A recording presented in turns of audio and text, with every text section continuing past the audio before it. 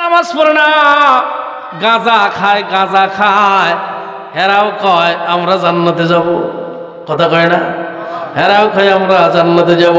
যারা 5 ওয়াক্ত নামাজ কালাম পড়ে, সুদও খায় না, ঘুষও খায় না, পরনারী হরণ করে না, হেরাও কয় আমরা জান্নাতে যাব। আছে না নাই? ইমানদার মুসলমান সাহাবী ডাক দিয়ে বলে, রাসূলুল্লাহ, সমাজের মধ্যে কেউ তো আমাকে দেখতে পারে না, সমাজের মধ্যে কেউ আমাকে পছন্দ করে না। বলে, কেন তোমার পছন্দ করে না? বলে, ইয়া রাসূলুল্লাহ, আমার চেহারা খারাপ, আমার সম্পদ নাই, আমার বাড়ি গাড়ি ইন্ডাস্ট্রিজ প্রপার্টিজ নাই, এই জন্য তো মানুষ আমার দেখতে পারে না। ওই ইমানদার মুসলমান, ওই জামানার সাহাবীদের ভিতরে সম্পদ ছিল না, মানুষ দেখতে পারে নাই। এই জামানার মধ্যেও দেখবেন যার সম্পদ নাই তাদের কেউ পছন্দ করে না। কথা কয় না? ইমানদার মুসলমান সাহাবী ডাক দিয়ে বলে, রাসূলুল্লাহ, তাইলে কি জান্নাত পাবো না? আমার আপনার নবী, রহমতের নবী আমার ডাক দিয়ে বলল, সাহাবী, তুমি যদি একটা কাজ করতে পারো, একটা কাজ, জোরে বলেন কয়টা কাজ? জোরে বলেন। তুমি যদি একটা কাজ করতে পারো, আল্লাহ পাক রব্বুল আলামিন তোমার জন্য জান্নাতের গেট ওপেন করে দিবেন। ওই ইমানদার মুসলমান সাহাবী ডাক দিয়ে বলে, ইয়া রাসূলুল্লাহ, ইয়া হাবিবাল্লাহ, সেই কাজটা কি?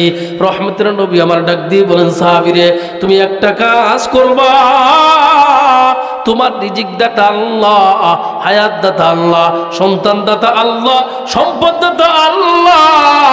আমানতু বিল্লাহি ওয়া মালাইকাতিহি ওয়া কুতুবিহি ওয়া রুসুলিহি ওয়াল ইয়াউমিল আখির ওয়াল কদরিহি খাইরিহি ওয়া শাররিহি মিনাল্লাহি তাআলা ওয়াল বা'সি বাদাল মাউত। সাহাবীর ঈমান আনয়ন করা লাগবে। সাহাবী ডাক দিয়ে বলে, রাসূলুল্লাহ, ইয়া হাবিবাল্লাহ, নবী গো, আমি আজ থেকে 8 মাস পূর্বে ঈমান আনয়ন করেছি। আমি এই কথার উপর অবিচার আছি, আল্লাহ এক, যার কোনো নিরাকার নাই, যার কোনো সন্তানের নাই, সব কিছুর ক্ষমতা কার? ইমানদার মুসলমান সাহাবী বলেন, ইয়া রাসূলুল্লাহ, আমি আজ থেকে 8 মাস পূর্বে ঈমান আনয়ন করেছি। নবীজি বলেন, তোমার কোনো ভয় নাই, তুমি যদি ঈমানের প্রতি অবিচল থাকতে পারো, তুমি মৃত্যুবরণ করবা, এই জমিনে কিন্তু তোমার ঠিকানা হবে জান্নাতে। সুবহানাল্লাহ কোন? এই ইমানদার মুসলমান এইবার সাহাবী সাআদ সুলামি ডাক দিয়ে বলেন, ইয়া রাসূলুল্লাহ, ইয়া হাবিবাল্লাহ, আমার ভিতরে একটা বিষয় বড় কষ্ট আছে, বড় কষ্ট আছে। রাসূল ডাক দিয়ে বলেন, ও আমার সাহাবী, বলো সেই কষ্টটা কি? সাআদ সুলামি ডাক দিয়ে বলেন, ইয়া রাসূলুল্লাহ, নবী গো, আমার ভিতরে কষ্ট একটাই, আমি একজন প্রাপ্তবয়স্ক যুবক, আমার বিবাহ করার প্রয়োজন। ইমানদার মুসলমান রাসূলুল্লাহ সাল্লাল্লাহু আলাইহি ওয়াসাল্লাম বললেন, তুমি কারো কাছে প্রস্তাব দিয়েছিল নাকি? সবার কাছে প্রস্তাব দিয়েছি। ইয়া রাসূলুল্লাহ, কেউ তো আমার প্রস্তাব গ্রহণ করে না, আমি কোথায় যাব, কোথায় যাব? ও মুসলমান, আমার আপনার নবী, রহমতের নবী আমার ডাক দিয়ে বলেন, সাদ রে, নব মুসলিম প্রভাবশালী সম্পদশালী একজন সাহাবী আছেন, আবু আমর ইবনে ওয়াহাব, তার বাড়িতে যাইবা। ওয়াহাবের একটা কন্যা আছে, তুমি ওই ওয়াহাবের বাড়িতে গিয়ে সালাম দিবা। সালাম দেওয়ার পরে বলবে, বিশ্বদুলাল আমাকে পাঠিয়েছে, দেখো ওয়াহাবের মেয়েটা তোমার সাথে বিবাহ দেয় নাকি। ওই ইমানদার মুসলমান, প্রত্যেকটি যুবক ভালোবাসার মানুষটাকে পাওয়ার জন্য রাতের অন্ধকারে দৌড়ায়, ঠান্ডা পানিতেও সাঁতার কাটে। কেন সাঁতার কাটে? বলে, ওই পারে গেলে পারে বান্ধবীর পাওয়া যাবে। কথা কয় না? ইমানদার মুসলমান, এই সাআদ সুলামি, যার দেখতে সৌন্দর্য নাই, চেহারার মধ্যে কোনো গেলেস নাই, সাহাবী দৌড়াইছেন সোজা আবু আম্মর ইবনে ওয়াহাবের বাড়িতে গেছেন, সালাম দিছেন, সালামের উত্তর আসছে। আবু আমর ডাক দিয়ে বলেন, কি চাই? কাকে চাই? কেন আসছো? সাহাবী ডাক দিয়ে বলেন, আমার নবী, রহমতের নবী আমার বিশ্বদুলাল আপনার কাছে পাঠাইছেন। বলে, কেন পাঠাইলেন? বলে, আপনার একটা মেয়ে আছে, ওই মেয়েটা আমার সাথে বিবাহ দিবেন। এই জন্য নবী আমার পাঠাইছে।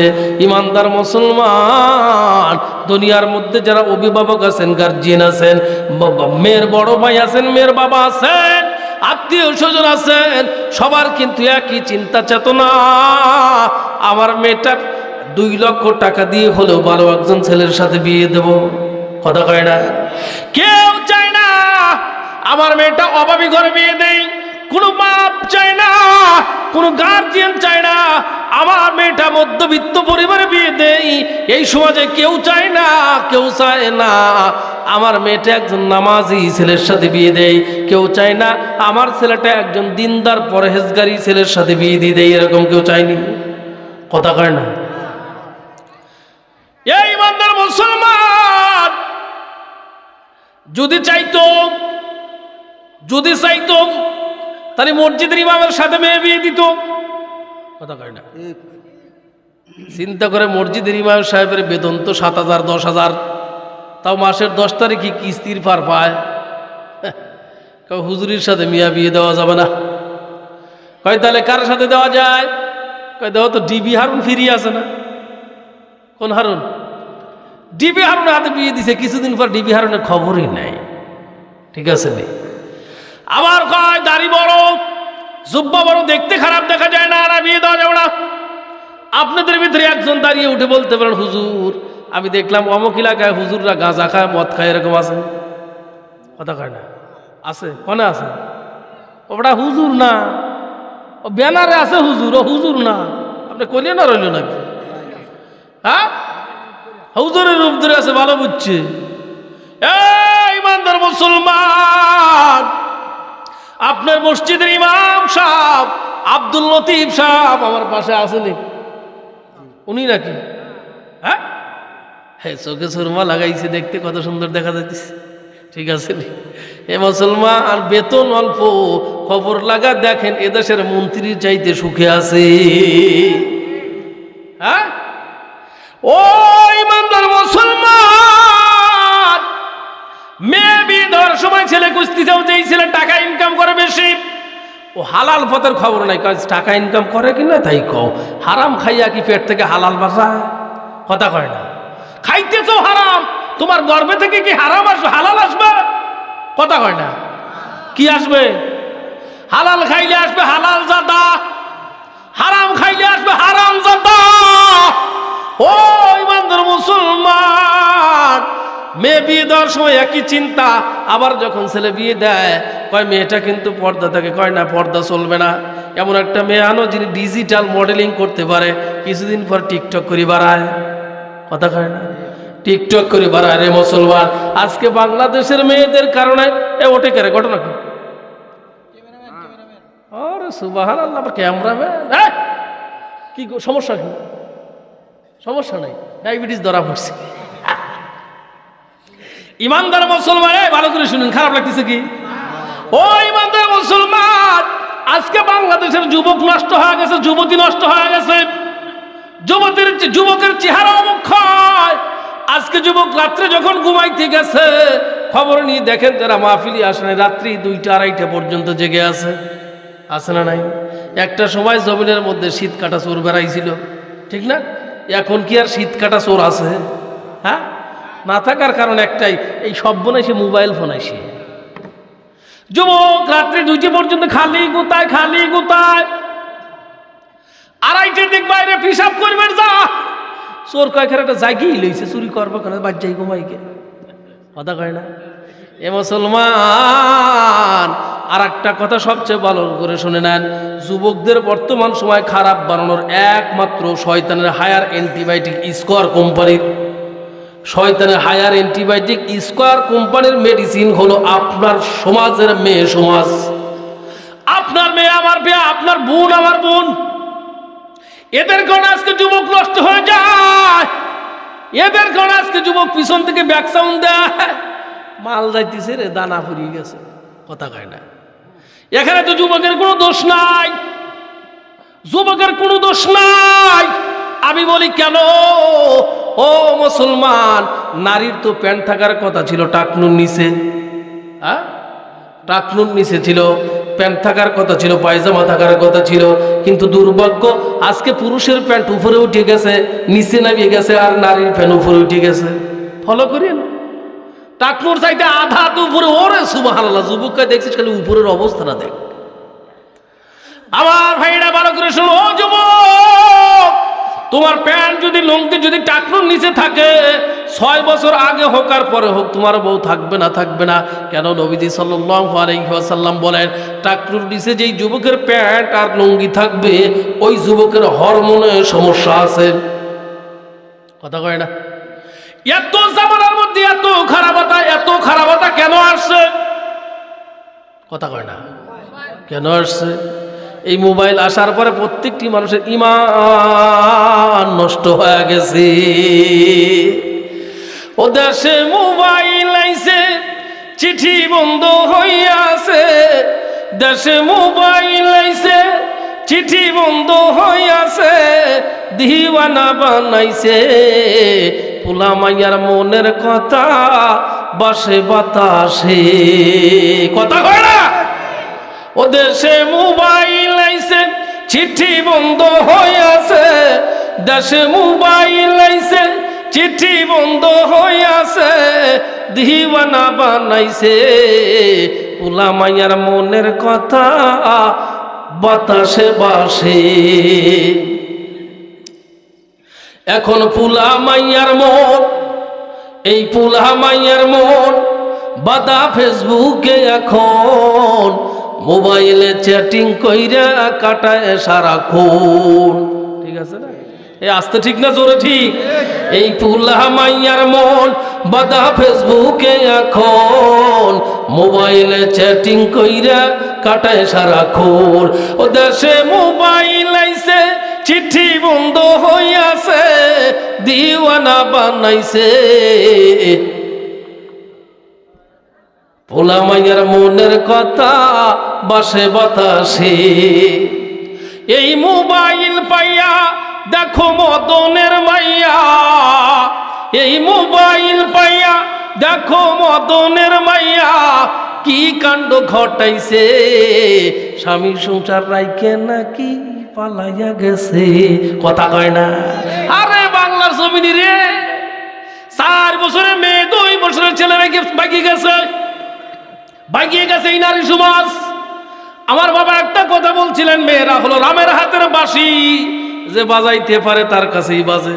কথা কয় না? আরে বিদেশের জমিনে স্বামী বিচারা অক্লান্ত পরিশ্রম করে, রাত্রেও খাটে দিনেও খাটে, স্ত্রী ব্যাংক অ্যাকাউন্ট করে গেছে। শোনা তোমার নামে টাকা থাক, তোমার নামে যদি না দেই আমার বাপ ভাই খা ফেলবে। শোনা কয় দেও রে, শোনা দেও। 3 বছর না যাইতে মামা তো বাড়ির সাথে চলিয়ে গেছে। কথা কয় না? এই মোবাইল পাইয়া দেখো মদনের মাইয়া, কি কাণ্ড ঘটাইছে। স্বামী সংসার রাইখে নাকি পালায়া গেছে। ঠিক কিনা? আবার টিকটক আসিয়া সব গেছে খুলিয়া। কথা কয় না? মহিলারা রান্না করবে গেছে, হাতেও টিকটক করে। অনেক সময় কাপড় পাল্টায়, হাতেও টিকটক করে। দোষ কি যুবকের নাকি? আবার টিকটক আসিয়া সব দিছে খুলিয়া। দরবেশ বাবা ধরা পড়ছে দাড়ি কাটিয়া। কথা কয় না? আরে আবার টিকটক আসিয়া সব দিছে ভাসাইয়া। সিদ্দিক সুরা নায়ক হইছে আইডি খুলিয়া। এই মোবাইলে হায় কি জাদু আছে ভাই, এই মোবাইলে হায় কি জাদু আছে ভাই। বুলা মাইয়া বুঝাছে, কোরআন হাদিস তুলে রাখছে সপ্তম আকাশে। কথা কয় না? ও দেশে মোবাইল আইছে, চিঠি বন্ধ হইয়াছে। দেশে মোবাইল আইছে, চিঠি বন্ধ হইয়াছে। দিওয়ানা বানাইছে পোলা মাইয়ার মনের কথা বাসে বাতাসে। কথা কয় না? এই বান্দার মুসলমান, তোমার ছেলে তোমার মেয়ে যদি নেককার হয়, যদি ভালো হয়, তোমার মৃত্যুর পরে দোয়া করবে, তোমার মৃত্যুর পরে দোয়া করবে। নবীজি বলেন, কোন সন্তান যখন মা বাবার জন্য দোয়া চায়, মা বাবার জন্য দোয়া করে, ওই সন্তানের দোয়া পাকের দরবারে কবুল করতে কোনো পার্থক্য হয় না, দেরি হয় না। চিৎকার দিয়ে কন্যা মারহাবা। এই ইমানদার মুসলমান, যেই সন্তানের জন্য পরের মাথায় বেলাঘাত করছো, যেই সন্তানের জন্য তুমি গুনাহ করছো, সুদও খাইছো, ঘুষও খাইছো, ও মুসলমান, রাত্রেও কামাই করো, দিনের বেলাতেও কামাই করো, কিন্তু আল্লাহ না করুক, আল্লাহ না করুক, তুমি যেদিন মারা যাইবা তোমার সন্তান ওই দিন শুধু কান্না করবে। অনেকের সন্তান আছে কান্না করেও না, কয় মাটি পরে দে, আগে আমার সম্পদ কনে আছে ভাগ করিয়ে দে। কথা কয় না। ইমানদার মুসলমান,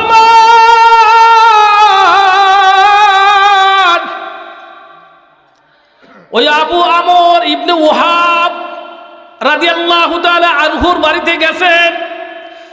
আবু আমর ইবনে ওয়াহাব কয়, না না, বেসাই ছেলের সাথে আমার মেয়েটা বিয়ে দেব না, যার অর্থ নাই, যার বাড়ি নাই, গাড়ি নাই, তার সাথেও মেয়ে বিয়ে দেব না।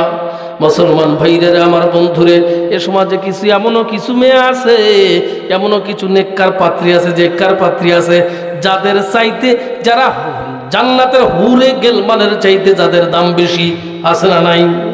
ইমানদার মুসলমান,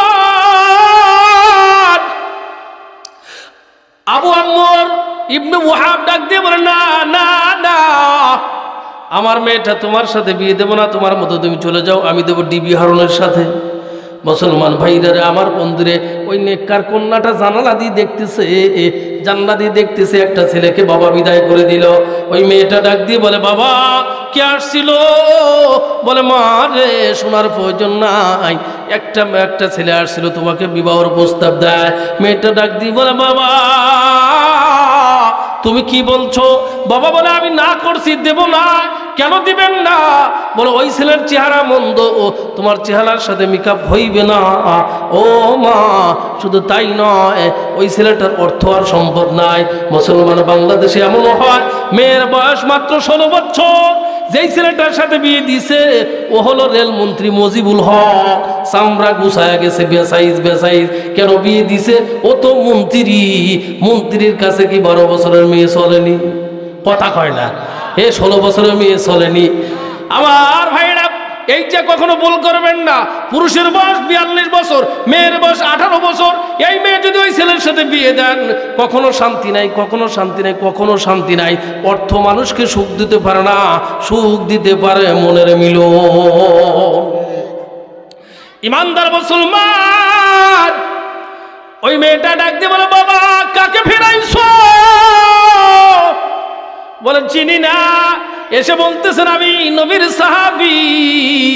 মেয়েটা ডাক দিয়ে বলে, বাবা আসমান থেকে ওহির মাধ্যমে লাঞ্ছিত হওয়ার পূর্বে, ওহির মাধ্যমে অপমানিত হওয়ার পূর্বে তাড়াতাড়ি আপনি এই প্রস্তাবে রাজি হয়ে যান। বিশ্ব দুলাল আখরি জামানার পয়গম্বরের কাছে গিয়ে প্রস্তাবটা গ্রহণ করেন, নইলে কিন্তু আপনি মালিকের পক্ষ থেকে লাঞ্ছিত হয়ে যাবেন। মুসলমান ভাইরা, আবু আমর ইবনে ওয়াহাব দৌড়াইছেন নবীজির কাছে। নবীজি হাউস বৈঠকের মধ্যে আলোচনা করতেছেন, মজলিসে বসা। আবু আমর ইবনে ওয়াহাব মজলিসের একেবারে শেষ প্রান্তে বসা। আলোচনা যখন শেষ হয়, আবু আমর ইবনে ওয়াহাব ডাক দিয়ে বলে, ইয়া রাসূলুল্লাহ, ইয়া হাবিবাল্লাহ, নবী গো, আপনার সাথে একটা বিষয় আলাপ করতে চাই। আবার আপনার নবী বলে, কি বলতে চাও? এইবার আবু আমর ইবনে ওয়াহাব ডাক দিয়ে বলে, ইয়া রাসূলুল্লাহ, ইয়া হাবিবাল্লাহ, আমার সুন্দর ফুটফুটে মেয়েটা ওই যে কুসরি চেহারাওয়ালা সাহাবীর সাথে বিয়ে দিতে চাই। নবীজি কয়, কেন রে? আবু আমর ইবনে ওয়াহাব বলেন, ইয়া রাসূলুল্লাহ, আমি চিনতে পারি নাই। পরে যখন বুঝতে পারলাম আপনি পাঠাইছেন, নবী গো, আমি আপনার মতের সাথে একমত হয়ে গেলাম। চিৎকার দিয়ে কন্যা মারহাবা। ইমানদার মুসলমান, সাহাবায়ে কেরাম নবীর কথাকে প্রাধান্য দিয়েছেন, নবীর মতকে প্রাধান্য দিয়েছেন। সাহাবায়ে কেরাম নবীকে ভালোবাসেন। আমি আপনিও নবীকে ভালোবাসি কি বাসি না? কথা কয় না। কারা কারা নবীকে ভালোবাসেন? হাতটা একটু উঁচা করেন না। এইবার হাতটা নামান। নবীকে ভালোবাসি, এর মধ্যে কোনো ত্রুটি নাই, কিন্তু চেহারার দিক তাকাইলে বোঝা যায় না কোনটা নরেন্দ্র মোদী। কথা কয় না। এটা কি নবীর ভালোবাসা নি? হ্যাঁ, এটা নবীর ভালোবাসা, মিথ্যা দাবিদার। ইমানদার মুসলমান আলোচনার সময় নাই, 11:30 বাজে, সারিয়ে দেবো ইনশাল্লাহ। হ্যাঁ, খিচুড়ি জুড়ি গেল। মশলা ভালো আছে, ঠান্ডা পড়ছে, জুড়বেন না, পলিথিনই পরা না, আনাবেন না, চুপ করে থাকেন, দেখা যাক ইনশাল্লাহ। আমার ভাইরা, সাহাবায়ে কেরাম ডাক দিয়ে বলে, ইয়া রাসূলুল্লাহ, নবী গো, আমি প্রথমে না করছিলাম, আমার মেয়ে রাজি হয়ে গেছে, সাহাবীর সাথে আমার মেয়েটা বিয়ে দিতে চাই। ও মুসলমান, নবীজি বলেন তোমার মেয়েটা বিয়ে দিয়ে দাও। মুসলমান ভাইরা ভালো করে বুঝবেন, রাসূলুল্লাহ সাল্লাল্লাহু আলাইহি ওয়াসাল্লাম সেদিন বললেন তোমার মেয়েটা বিবাহ হয়ে যাবে। আবু আমর ইবনে ওয়াহাব ডাক দিয়ে বলে, রাসূলুল্লাহ, তাইলে মহরানা কত হবে, কাবিন কত হবে, ভালো করে বুঝেন, মহরানা কত হবে? রাসূলুল্লাহ সাল্লাল্লাহু আলাইহি ওয়াসাল্লাম বললেন 400 দিরহাম দিয়ে তোমার মেয়ের বিয়েটা ফয়সালা হবে। কত দিরহাম? জোরে কোন। ও ইমানদার মুসলমান,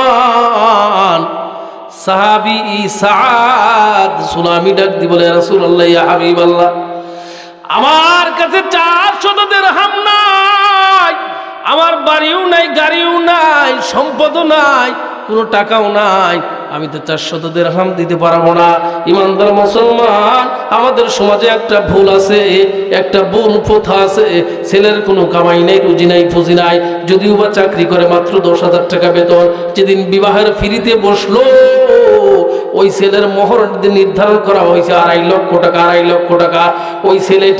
ওই ছেলেটা বাসর রাত্রি স্ত্রীকে ডাক দিয়ে বলে, শোনো, আমার পকেটে মাত্র 10,000 টাকা আছে, মেজদুলোবার কাছ থেকে হাওলাত করছি, এই 10,000 টাকাই তোমাকে দিলাম, আল্লাহর রাস্তে মাফ করিয়ে দাও। কথা কয় না? এইটা কি মাফ করা হয়েছে নি? হ্যাঁ, মাফ করা হয়েছে নি। আমার ভাইরা, সাদ সুলামি ডাক দিয়ে বলে, রাসূলুল্লাহ, 400 দিরহাম কই পাবো? নবী ডাক দিয়ে বলে, তোমার টেনশন করার দরকার নাই, তোমার 3জন দিনী ভাই মুমিন মুসলমান তোমার 400 দিরহাম দিয়ে দিবে। সুবহানাল্লাহ বলেন। মুসলমান ভাইরা, আমার বন্ধুরে, সাদ সুলামি ডাক দিয়ে বলে, ইয়া রাসূলুল্লাহ, তারা কারা, তারা কারা?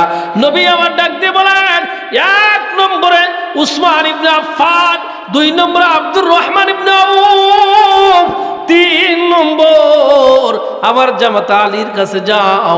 মুসলমান ভাইরা, সাদ সুলামি প্রথমে গেছেন উসমান ইবনে আফফান রাদিয়াল্লাহু তাআলা আনহুর কাছে, উনি 200 দিরহাম দিয়েছে, আরো কিছু বাড়ায় দিয়েছেন। 2 নম্বরে গেছেন আব্দুর রহমান ইবনে আউফের কাছে, উনিও 200 দিরহাম দিয়েছে, আর একটু বাড়ায় দিয়েছেন। 3 নম্বরে গেছেন হযরত আলীর কাছে, উনিও 200 দিরহাম দিয়েছে, আর একটু বাড়ায় দিয়েছে। ও মুসলমান, বিবাহ সম্পূর্ণ হয়ে গেছে, বিবাহ সম্পূর্ণ হয়ে গেছে। এইবার নবীজি বলতেছে, ও সাদ, তুমি যাও, তোমার স্ত্রীর কাছে যাও।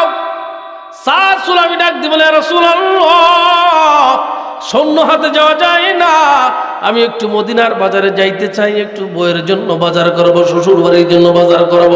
ইমানদার মুসলমান, খুব ভালো করে শুনবেন, সাদ সুলামি যখন মদিনার বাজারে গেছেন, যখন মদিনার বাজারে গিয়ে কেনাকাটা করবে রে মুসলমান, এই মুহূর্তে একটা স্লোগান আসলো, একটা পাবলিসিটি আসলো, একটা ডাক আসলো, একটা আহ্বান আসলো, কে আসো আল্লাহর পিয়ারা বান্দা, কে আসো নবীর মুহাব্বত করে, নবীর মুহাব্বত করে আসো,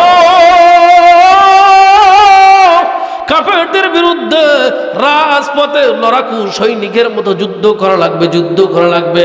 মুসলমান ভাইরা, আমার বন্ধুরে, কিতাবের মধ্যে লেখেন হযরত সাদ সুলামি সাহাবী ওই টাকা দিয়ে আর স্ত্রীর জন্য মার্কেট করে নাই, শ্বশুরালয়ের জন্য মার্কেট করে নাই। কি করছে বলে, ওই টাকা দিয়ে একটা তরবারি কিনেছেন, ওই টাকা দিয়ে একটা তরবারি কিনলেন, ওই টাকা দিয়ে একটা ঘোড়া কিনলেন, একটা বর্শা কিনলেন, একটা ঢাল কিনলেন। মুসলমান, নিজের মাথার 3.5 হাত পাগড়ি দিয়ে রে মুসলমান এত সুন্দর করে নিজের চেহারাটা জড়াইছেন, কেউ চিনবে না, কেউ চিনবে না, শুধুমাত্র চক্ষুটা বের করছে রে মুসলমান। রণাঙ্গনে যুদ্ধ শুরু হয়ে গেছে, সাদ সুলামি গুরের পিঠার উপরে বসা, এত এত গভীর, এত দ্রুত, এত তীক্ষ্ণতার সাথে তরবারি চালাইতেছে রে মুসলমান, কেউ চিনতে পারে না, কেউ চিনতে পারে না এই মানুষটাকে। কোনো এক ব্যক্তি আগন্তুক এসে প্রশ্ন করলেন, হায় হায় কত দ্রুত বেগে তরবারি চালাইতেছে এই মানুষটাকে। হযরত আলী জবাব দেয়, হয়তোবা মিশর নতুবা বাহরাইন থেকে আসা, নতুবা শাম দেশ থেকে আসা কোনো একজন মানুষ আসছে নবীজির কাছে ইসলামী শরিয়াত শিখানোর জন্য। মুসলমান ইমানদার ভাই ও বোনরা শুনেন, সাদ সুলামি গুরার পিঠ থেকে জমিনে নামলেন, তরবারি চালাইতেছেন। সাদ সুলামির একটা পর্যায়ে শরীরের হাত থেকে কাপড় খুলে যায়। ও মুসলমান, নবীজি চিনতে পেরেছেন এত কালো সাদ ছাড়া আর কেউ নাই। আমার আপনার নবী, রহমতের নবী আমার ডাক দিয়ে বলে, সাদ ভয় নাই, তরবারি চালাও, তোমার মাধ্যমে আজকে দিনের বিজয় হবে। চিৎকার দিয়ে কন্যা মারহাবা। এই ইমানদার মুসলমান, সাদ সুলামি তরবারি চালাইতেছেন। ও মুসলমান, হঠাৎ করে কাফের বেঈমানের আঘাতে সাদ সুলামি যখন জমিনের মধ্যে পড়ে গেছেন, খবর হয় যায়, ইয়া রাসূলুল্লাহ, আপনার সাদ ইন্তেকাল করেছেন, আপনার সাদ দুনিয়া থেকে চলে গেল, মারা গেল। মুসলমান, আল্লাহ রাসূল সাল্লাল্লাহু আলাইহি ওয়াসাল্লাম এত দ্রুত দৌড়াইছেন, একটা দৌড় লাগাইয়া সাদের কাছে আসলেন। আসার পরে সাদের ওই মাথাটা নবীজির কোলের উপর বসাইছেন। কিতাবের মধ্যে লেখেন, আমার আপনার নবী, রহমতের নবী আমার সাদের শরীর থেকে ধুলোবালিগুলো ঝাড়তেছেন। কাপড় পরিষ্কার করলেন নবী নিজ হাতে, সাদের চেহারা পরিষ্কার করলেন রহমতের নবী আমার নিজ হাতে। প্রশ্ন করা হয়, হে রাসূলুল্লাহ, কেন আপনার হাত দ্বারা সাদের মুখ পরিষ্কার করলেন, কাপড় পরিষ্কার করলেন? আমার নবী কাপড় পরিষ্কার করে চেহারা পরিষ্কার করতেছে আর বলতেছে, ও সাদ, তোমার শরীরের সুন্দর ঘ্রাণে আল্লাহ খুশি, আমিও খুশি। সুবহানাল্লাহ কয় না রে? তোমার শরীরের সুন্দর সুঘ্রাণের মাধ্যমে আমি রাসূলও খুশি হইলাম, স্বয়ং আল্লাহ খুশি হইছে। এই ইমানদার মুসলমান, হযরত সাদ রাদিয়াল্লাহু তাআলা আনহু, এই সাহাবীর নাম সাদ সুলামি। আর আমি বলতেছি আরেকজন সাহাবীর কথায় মনে এসে গেছে, ভালো করে শুনবেন। সাদ রাদিয়াল্লাহু তাআলা আনহু যেদিন দুনিয়া থেকে বিদায় হলেন, জিবরাইল আলাইহিস সালাম সালাম দেয়, ইয়া রাসূলুল্লাহ, ইয়া হাবিবাল্লাহ, আপনি কি জানেননি? কয় কি হইছে? কয় আপনার একজন সাহাবী দুনিয়া থেকে বিদায় হয়ে গেছে। বলে নামটা কি? বলে সাদ। নবীজি সাল্লাল্লাহু আলাইহি ওয়াসাল্লাম এত দ্রুত দৌড়াইতেছেন, সাহাবায়ে কেরাম ডাক দিয়ে বলে, রাসূলুল্লাহ, নবীজি আপনি কেন এত দ্রুত দৌড়ান? কেমন যেন মনে হয় আমাদের পা থেকে জুতা খুলে যাবে, জুতা ছিঁড়ে যাবে। এ মুসলমান, আমার আপনার নবী ডাক দিয়ে বলেন, ইস্তাবশারা বিমাউতিহি আহলুস সামাই। চিৎকার দিয়ে বলেন না আল্লাহু আকবার। ইস্তাবশারা বিমাউতিহি আহলুস সামাই। আমার সাদের ইন্তেকালে আসমানের গ্যালারি ভর্তি ফেরেশতা আনন্দ মুখরিত হয়ে গেছে, উৎসব মুখরিত হয়ে গেছে। আমি খুব দ্রুত যাইতেছি। বলে কেন আপনি দ্রুত যান? বলে এই জন্য যাইতেছি যেন সাদের গোসলটা আমি রাসূল যাওয়ার আগে হয় না। সুবহানাল্লাহ কোন? আমি রাসূল যাওয়ার আগে যেন সাদের গোসলটা না হয়, এই জন্য তাড়াতাড়ি যাইতেছি। সাহাবীরা বলেন, নবীজি আগে আগে দৌড়াইতেছেন, আমরা পিছে পিছে দৌড়াইলাম। আল্লাহ রাসূল সাল্লাল্লাহু আলাইহি ওয়াসাল্লাম সাদের রুমের মধ্যে প্রবেশ করলেন। রুমের মধ্যে প্রবেশ করা ভঙ্গিটা ছিল অন্যরকম। নবীজি সাল্লাল্লাহু আলাইহি ওয়াসাল্লাম দুনো হাত দ্বারা এমনি করতেছেন এমনি করতেছেন। আমরা প্রশ্ন করলাম, ইয়া রাসূলুল্লাহ, নবী আমাদের চোখে কেউ নাই কেউ নাই, আপনি কেন দুই হাত দ্বারা মানুষ সরায় দিলেন, দুই হাত দ্বারা সরায় দিলেন? নবীজি বলেন, সাহাবী রে, আমি যা দেখি তোমরা তা দেখো না। আমি দেখলাম সাদের ঘরের মধ্যে আল্লাহ পাক রব্বুল আলামিন অসংখ্য ফেরেশতা নাজিল করেছেন, প্রত্যেকটি ফেরেশতা সাদের চতুর্পাশে বেষ্টিত। আমি রাসূল তাদেরকে সরায় দিয়ে সাদের কাছে যা বসলাম, চিৎকার দিয়ে কন্যা মারহাবা। এরা ইমানদার মুসলমান, এই সাদ দুনিয়া থেকে যাইতেছেন আল্লাহর রাসূল, মাথাটা কোলের মধ্যে উঠাইয়া ধুলোবালি গুলো পরিষ্কার করে আর বলে, ও সাদ, তোমার ধুলোবালির ময়লা, তোমার শরীরের ময়লার সুবাতা সগীরান আমার আল্লাহ খুশি, আমিও খুশি হয়ে গেলাম। চিৎকার দিয়ে কন্যা সুবহানাল্লাহ। মুসলমান ভাইরা আমার, বন্ধুরে, রহমতের নবী, দয়ার নবী আমার, দরদের নবী আমার, মায়ার নবী আমার, সাদের কাছে যাওয়ার পর আল্লাহর রাসূল মন খুলে অন্তরের অন্তরস্থল থেকে হাউমাউ করে চিৎকার শুরু করছেন, হাউমাউ করে চিৎকার শুরু করে দিয়েছেন। মুসলমান, কিছুক্ষণ পরে দেখা গেল আল্লাহর রাসূল আর কান্না নাই, নবীজি আমার মুস্কি মুস্কি হাসি দিচ্ছেন। এ মুসলমান, এবার দেখা গেল নবীজি কান্নাও করে না, নবীজি হাসেও না, নবীজি নিজের বরকতি চেহারাটা সরায় নিছে, নিজের বরকতি চেহারাটা সরায় নিছে। রে মুসলমান, কিছুক্ষণ পরে প্রশ্ন করা হলো, আবু লুবাবা নামক একজন ফেরেশতা ডাক দিয়ে বলে, একজন সাহাবী ডাক দিয়ে বলে, রাসূলুল্লাহ, আমি দেখলাম আপনি পূর্বে হাসলেন, তার পূর্বে কান্না করলেন, তারপরে হাসি দিলেন, তারপরে কেন নিজের চেহারাটা ঘুরায় নিলেন? ওই ইমানদার মুসলমান আমার, আপনার নবী ডাক দিয়ে বলতেছেন, ও লুবাবা, শুনে নাও, শুনে নাও, আমি এই জন্য কান্না করলাম, সাদকে আমি আমার অন্তরের স্তরে জায়গা দিয়েছিলাম। আল্লাহু আকবার বলেন। সাদকে আমি অন্তর থেকে ভালোবেসেছিলাম, আজকে সাদ দুনিয়া থেকে চলে গেল, আমার অন্তর থেকে কান্না এসেছে, আমার অন্তর থেকে কান্না এসেছে। রে সাহাবী, শোনো। ও মুসলমান, সাহাবী প্রশ্ন করে, ইয়া রাসূলুল্লাহ, ইয়া হাবিবাল্লাহ, আপনি পরবর্তীতে কেন হাসলেন, কেন হাসলেন? বিশ্বদরবারে ডাক দিয়ে বলেন, ও আবু লুবাবা,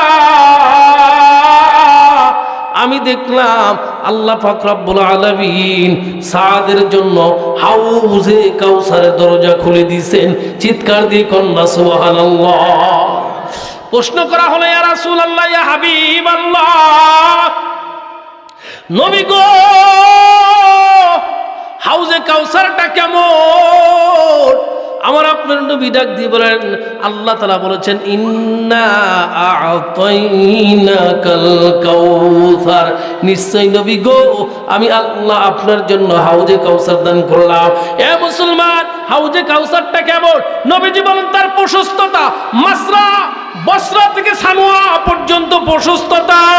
বলে তার দীর্ঘায়িত কেমন হবে, বলে তার কিনারা কেমন হবে? নবীজি বলেন, স্বর্ণ ও জবরদস্ত লাল একুত পাথর দ্বারা আল্লাহ তাআলা তার বেড়িবাঁধ, তার কিনারা নির্মাণ করেছেন। রে মুসলমান, কিতাবের মধ্যে লেখেন, আমার আপনার নবী, রহমতের নবী আমার ফরমান, যেই হাউজে কাউসারের পানিটা হবে দুধের মতো সাদা, দুধের মতো সাদা। এ মুসলমান, শুধু তাই না, মধুর চাইতে বেশি মিষ্টি, মধুর চাইতে বেশি মিষ্টি। দয়ার নবী, রহমতের নবী আমার ফরমান, আমার উম্মতরা যখন এই হাউস থেকে এক গ্লাস পানি পান করবে, পশ্চিম কালেও আর পিপাসা লাগবে না। এ ইমানদার মুসলমান, নবীজি বলেন, এই জন্য আমি হাসলাম। আল্লাহ পাক রব্বুল আলামিন সাদ সুলামির জন্য কাউসারের গেটটা ওপেন করে দিয়েছেন, খুলে দিয়েছেন। এ মুসলমান, সাহাবীরা প্রশ্ন করে, ইয়া রাসূলুল্লাহ, আপনি কেন নিজের রহমতি বরকতি চেহারাটা সরায় নিলেন? কেন নিজের রহমতি বরকতি চেহারাটা ঘুরায় নিলেন? নবীজি আমার ডাক দিয়ে বলেন, শোনো, ওই সাদের খেদমত করার জন্য, সাদকে খেদমত করার জন্য, সেবা করার জন্য ডাগর চক্ষু বিশিষ্ট, ডাগর চোখওয়ালা বিশিষ্ট হুরে গেলমালরা সিরিয়াল ধরেছেন। সুবহানাল্লাহ বলেন। জান্নাতি হুরে গেলমাল লম্বা সিরিয়াল ধরেছেন, সাদের খেদমত করবেন। আমি দেখলাম এত দ্রুত দৌড়াইছেন, ওই হুরে গেলমালের শরীরের গহনা দেখা যাইতেছে, গা থেকে কাপড়টা সরে গেছে। এই জন্য আমি রাসূল নিজের চেহারাটা ঘুরায় নিলাম।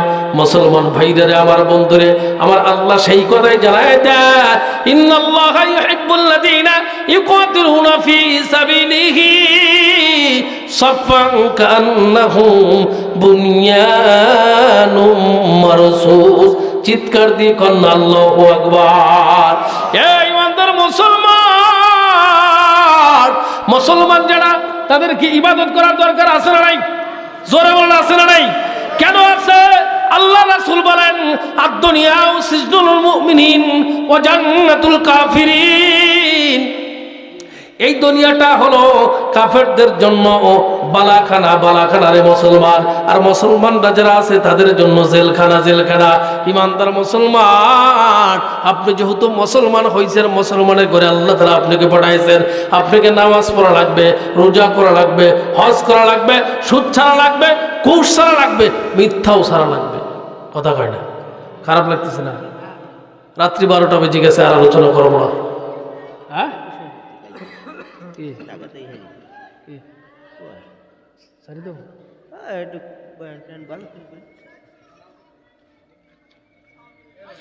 ইমানদার মুসলমান, আল্লাহ পাক রব্বুল আলামিন বলেন, ওয়াসিকাল্লাযীনা কাফারু ইলা জাহান্নামা যুমারা হাত্তা ইযা জাউহা ফুতিহাত আবওয়াবুহা। ও ইমানদার মুসলমান ভাইরা, আমার বন্ধুরা ভালো করে শুনবেন, হাসরের ময়দানে কাফের বেঈমানদেরকে কাতারবদ্ধ করে সারি নিয়ে যাওয়া হবে জাহান্নামের গেটের সামনে। তাদের জন্য জাহান্নামের গেট খোলা থাকবে। পক্ষান্তরে যারা ইমানদার মুসলমান, তাদেরকে পুলসিরাত পার